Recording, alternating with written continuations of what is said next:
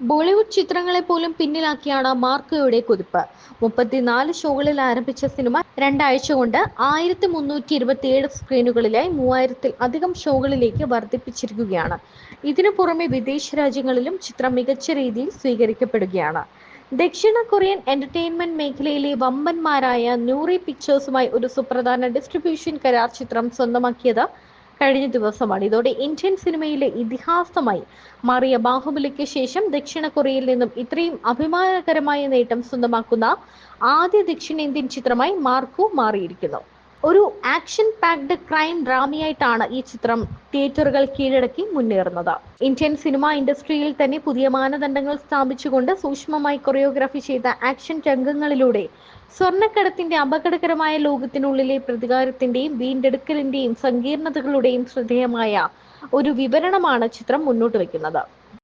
ഉണ്ണിമുകുന്ദനോടൊപ്പം Siddique, Jagdish, Anson Paul, Kabir ദുഹാൻ Singh, Abhimanyu Thilakan, യുക്തി തരേജ തുടങ്ങിയവരും ഒട്ടേറെ ബോളിവുഡ് താരങ്ങളും പുതുമുഖ താരങ്ങളും അണിനിരക്കുന്ന ചിത്രം മലയാളത്തിലെ തന്നെ ഏറ്റവും വലിയ മാസി വയലൻസ് ചിത്രം എന്ന ലേബലോടെയാണ് എത്തിയത്.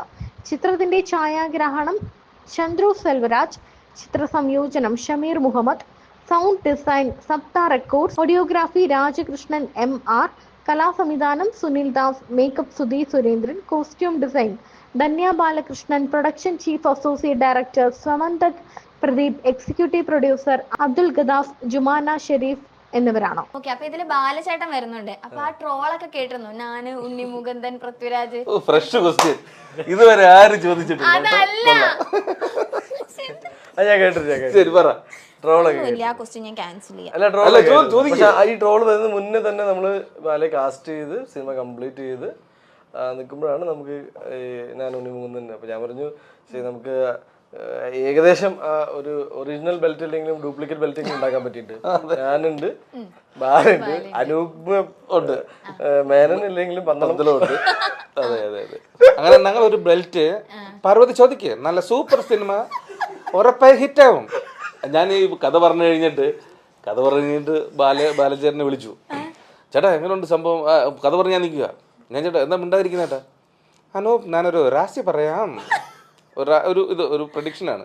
ഇത് സൂപ്പർ ഹിറ്റ് ആവും. ഇത് ഉണ്ണി മുകുന്ദന്റെ കരിയറിലെ ബെസ്റ്റ് സിനിമയാവും. എനിക്കും വലിയ ക്യാരക്ടർ, സന്തോഷം പറഞ്ഞിട്ട് പാവും. നല്ല പെർഫോമൻസ് സിനിമയിൽ സൂപ്പറായിട്ട് ചെയ്തിട്ടുണ്ട്, അടിപൊളിയാണ്. എല്ലാവരും നാട്ടിലുള്ള ഒരുപാട് കഥാപാത്രങ്ങൾ, പോസ്റ്റേഴ്സ് ഒക്കെ വരുന്നുണ്ട്. വിപിൻ അഭിനയിച്ചിട്ടുണ്ട്, സനീഫ് അഭിനയിച്ചിട്ടുണ്ട്. അതെ അതെ അതെ. ഇവർ രണ്ടുപേരും അഭിനയിച്ചിട്ടുണ്ട്. സൂപ്പർ താരങ്ങൾ ഒന്നിക്കുന്ന സിനിമകളാണ്. സിനിമയാണ്. ഓക്കെ, ഉണ്ണിച്ചേട്ടൻ കൂടുതലും കുറെ ആക്ഷൻ സിനിമ, ഞാൻ ഏതോ ഇന്റർവ്യൂവിൽ കേട്ടു, ആക്ഷൻ സിനിമകൾ ചെയ്യുന്നത് കൊണ്ട് അതിൽ നിന്ന് മാറി കുറച്ചും കൂടെ ഒന്ന് സിനിമ ഫീൽഡ് എക്സ്പീരിയൻസ് ചെയ്യാനാണ് കുറച്ചുകൂടെ നല്ല ഫീൽ ഗുഡ് സിനിമകൾ എടുത്ത് തുടങ്ങിയെന്ന്, ഒരു ബ്രേക്ക് എടുത്തിട്ട്. ഇപ്പൊ ആ ഒരു ഇതെങ്ങനെയുണ്ട് ഫീൽ ഗുഡ് സിനിമകൾ എടുത്ത് തുടങ്ങിയിട്ടുള്ളത്?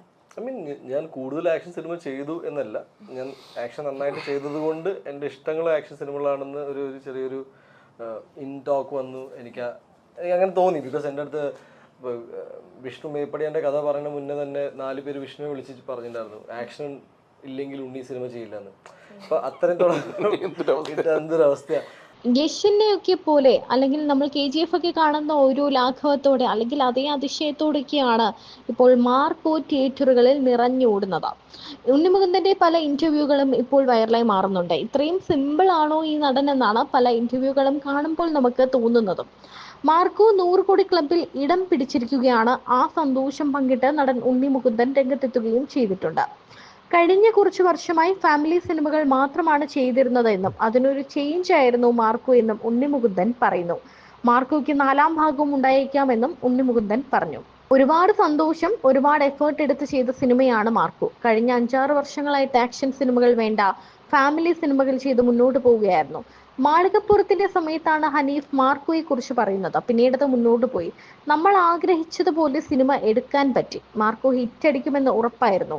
മലയാളത്തിൽ ഇതുവരെ നടന്മാർ ചെയ്യാത്ത ആക്ഷൻസ് ചെയ്യാൻ താൻ റെഡിയായിരുന്നു. പിന്നെ മിനിമം ഗ്യാരണ്ടി കഥയുമുണ്ട്. അതുകൊണ്ട് ഹിറ്റ് അടിക്കുമെന്ന് പ്രതീക്ഷിച്ചു. പക്ഷെ ഇത്രയും വലിയ ഹിറ്റാകുമെന്ന് ഒരിക്കലും പ്രതീക്ഷിച്ചില്ല എന്ന് ഉണ്ണി മുകുന്ദൻ പറയുന്നു. ഒരു ദിവസം മലയാളത്തെക്കാൾ കൂടുതൽ കളക്ഷൻ ഹിന്ദിയിൽ നിന്നും കിട്ടി എന്നാണ് ഉണ്ണി മുകുന്ദൻ പറയുന്നത്. മാർക്കോ 2 ഉണ്ടാകും, ചിലപ്പോൾ തേർഡ് പാർട്ടും ഉണ്ടാകും. തന്റെ മനസ്സ് പറയുന്നു മാർക്കോ 4ാം ഭാഗവും ഉണ്ടാകും എന്നാണ് ഉണ്ണി മുകുന്ദൻ പറയുന്നത്. അതുവരെ നമ്മൾ പോകും, ബാക്കി നമ്മുടെ ആരോഗ്യം പോലെ എന്നാണ് ഉണ്ണി മുകുന്ദൻ പറയുന്നത്. ഡിസംബർ 20-നാണ് മാർക്കോ റിലീസ് ചെയ്തത്. ബോളിവുഡിലടക്കം ഗംഭീര പ്രകടനം കാഴ്ചവെച്ച ചിത്രം കഴിഞ്ഞ ദിവസമാണ് 100 കോടി ക്ലബിലെത്തിയത്. സഞ്ജു ലക്ഷ്മി എന്ന് പറഞ്ഞ ചാനലുണ്ടല്ലോ, സഞ്ജു ലക്ഷ്മി, അതിൽ ലക്ഷ്മിനെ വിളിക്കുകയാണ്. അപ്പം ഞാൻ ഈ കാര്യം വിട്ടുപോയിട്ട് ഇപ്പം പിന്നെ കഥയും ഡയറക്ടറുമായിട്ട് അന്ന് ഫോട്ടോയും കാണിച്ച് നമ്മളെല്ലാം ഓക്കെ പറഞ്ഞില്ലേ, വിളിച്ചു കഴിഞ്ഞിട്ട് ചേട്ടാ ഓക്കെ ഏട്ടാ ഓക്കെ ഏട്ടാ എന്ന് പറഞ്ഞ് വെച്ചു. ഈ സഞ്ജുവിനെ ഞാൻ ഈ കഴിഞ്ഞ ദിവസം വന്ന് തിയേറ്ററിൽ വെച്ച് കണ്ട്, പന്തളത്ത് വെച്ചിട്ട്, ചേട്ടാ സോറി ഏട്ടാ ചേട്ടാ വിശ്വസിച്ചില്ല. ഞാൻ എന്ത് ഞാൻ അപ്പം വിട്ടുപോയി ഇതൊക്കെ. ചേട്ടാ ഷെഫീഖിന്റെ സന്തോഷത്തിൽ വിളിച്ചപ്പം പ്രാങ്കാന്ന് കരുതി വൈഫിരുന്നെന്ന്.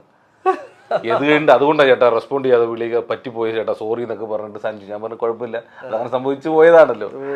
അപ്പൊ അങ്ങനെയും സംഭവം ഉണ്ടായിട്ടുണ്ട്. അനുപേടിനെ ഇങ്ങനെ പ്രാങ്ക് ചെയ്യുന്നോണ്ട് ആൾക്കാർ അനുപേടം പറയുന്നൊന്നും വിശ്വസിക്കുന്നില്ല. അല്ല, പക്ഷെ ഞാൻ പറയുന്നത് വിശ്വസിക്കണം. നവംബർ 25-ാം തീയതി ഷഫീഖിന്റെ സന്തോഷം എന്നൊരു സിനിമ അനൂപ് ഡയറക്ട് ചെയ്ത സിനിമ ജെനുവിൻലി റിലീസ് ആവുന്നുണ്ട്. എന്നോട് ഒരാൾ പറഞ്ഞു അനൂപിന്റെ ബിഗ് ബഡ്ജറ്റ് പ്രാങ്ക് ആണെന്ന്. പിന്നെ അതുപോലെ ഒരാൾ ഒരു സിനിമ എഴുതി കഷ്ടപ്പെട്ട് വെച്ചിട്ട് പ്രാങ്ക് അടിക്കാൻ തുടങ്ങിയത്. ഒരു സിനിമ ഒരാൾ എഴുതി കഷ്ടപ്പെട്ട് ഡയറക്ട് ചെയ്ത് അതിന് ഉണ്ണിമുകുന്ദനെ പോലൊരു ഹീറോ പ്രൊഡ്യൂസ് ചെയ്ത് അഭിനയിക്കുന്നു. ഇത് കഴിഞ്ഞിട്ട് ഉണ്ണിമുകുന്ദനെ കഷ്ടപ്പെടാൻ ആലോചിച്ച് നോക്കിയേ, ഇത് പ്രാങ്ക് അല്ലെന്നോ ഇന്റർവ്യൂ എന്ന് പറയണോ? ടെൻഷനാ തുടങ്ങി.